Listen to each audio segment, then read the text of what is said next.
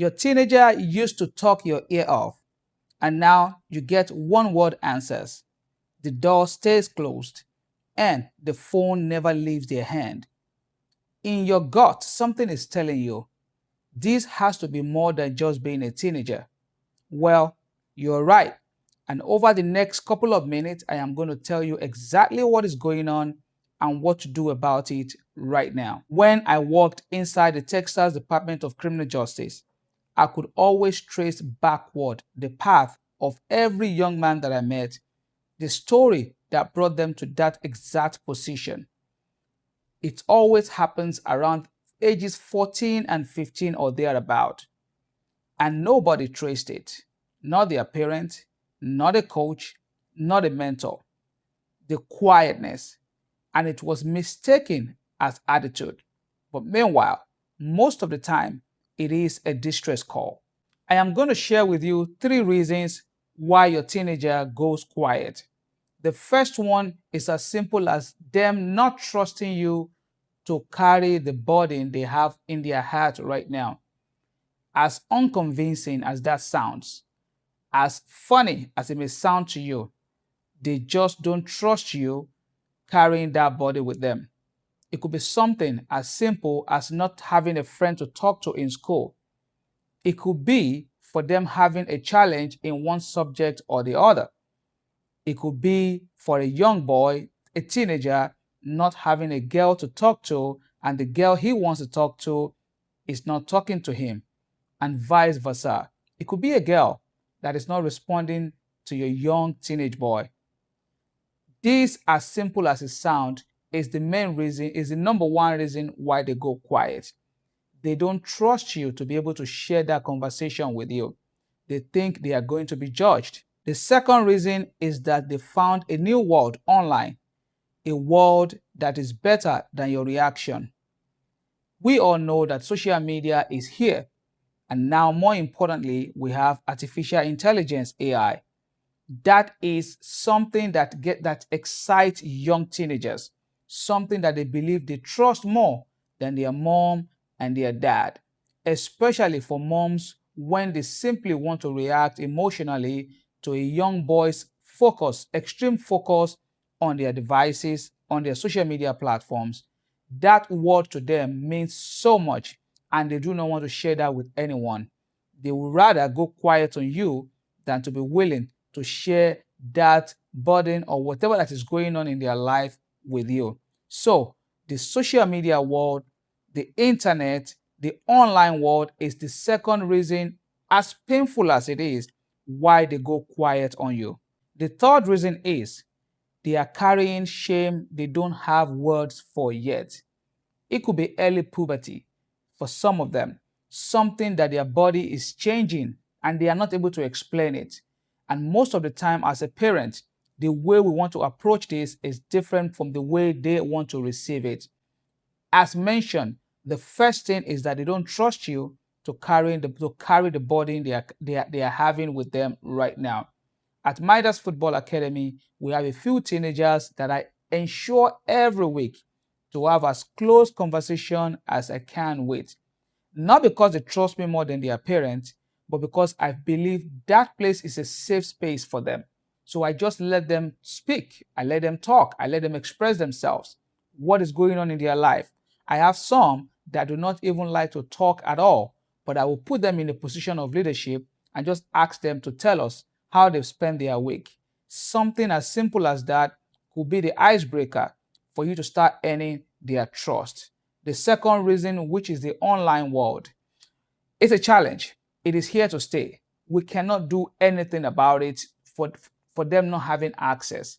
What we can do about it, though, is for us to guide them, to observe them, not to judge, but for us to be that light, that guide, for them to be able to navigate that lonely part of their world, which they are not able to explain most of the time to themselves.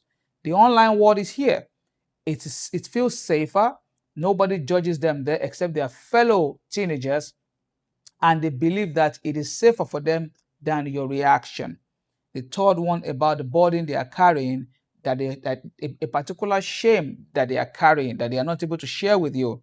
That also takes a lot of psychological work. It takes you having that conversation consistently with them, being open, asking questions, open-ended questions that does not feel judgmental, just pure open-mindedness and willing to be their friend as well as their parent. I understand some people will say, don't be the friend of your child. I agree totally. I'm an African parent for that matter. But I also believe there is a space for both. There are times where you have to put down your military approach and just have a pure conversation with them and just want to know what is going on in their life. The way you handle it most of the time changes everything. What is the playbook to getting out of these three challenges and this quietness? The first one, stop asking questions that require full sentence. Drive somewhere. Take your teenager somewhere.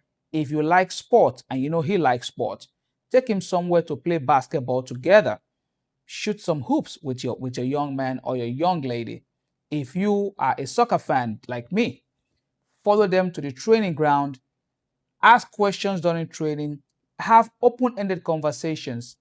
If it is not training day at their soccer team, or even if they don't have a soccer team, go to a garden, go to a particular place, go for a walk, take a soccer ball with you, have open-ended conversation. Let them express themselves to you. Hear their mind. Let them speak. Don't judge. Just listen. Step two, practice what I call open listening for the next 30 days. When you ask your teenager a question, just listen. Do not have any opinion immediately or after a first few words. Practice this for 30 days. Not one day, not 1 week, 30 days, 4 weeks. Anytime you ask a question about how was your day, listen. It might take them a few seconds, but let them talk and they will open up to you. This is the second best strategy for this playbook and for you to continue to have open-mindedness, because once you judge them, the door closes again. Step three, get them into a structured environment with a coach or a mentor that they respect. At Midas Football Academy, we provide a safe space for our teenagers. We let them express themselves. We do not punish them if they have to, but the punishment is something we have to do together. For example, if any of my teenager does something, maybe talking while the coach is talking, I might ask them, give me 10 push-ups. And they do give 10 push-ups. And I say, if you continue this attitude, you're going to give me a second push-up. Naturally, they respect that. And they also believe the push-up help them to also improve as a person. It makes them feel stronger. It's all about perspective. We paint a perspective of them, knowing that when you do push-ups as a punishment, it makes you stronger and it reminds you not to do that particular thing again.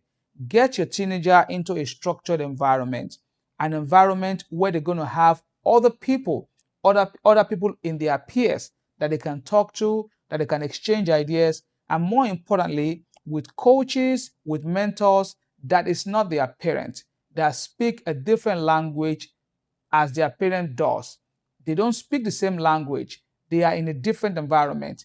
The coach has, most likely from a different culture, has a different family tradition. And when they learn from these two sides, when they learn from home and they learn from coaches and mentors, it gets them better. So the three playbook for you to getting your teenager from sudden quietness to begin to start having conversation is: first, take them out. Go have an open-ended conversation. If they like a particular kind of food, take them to go eat. Have a conversation with them. Do not judge. Secondly, practice listening for the next 30 days. When you ask a question, be patient. Let them answer that question. Give them the opportunity to express themselves. The third playbook is for you to put them in a safe and structured environment beyond their school, because I have always believed that the sport environment equals the classroom. More importantly, it is an extension of the classroom.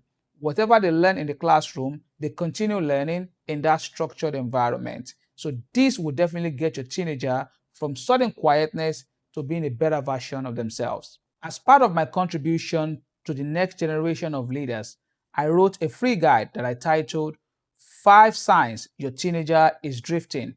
It is free and the link is in bio. Download it today, read it, share it with another parent, share the video. Remember, average is the enemy, purpose is the goal. I'll see you again in the next video.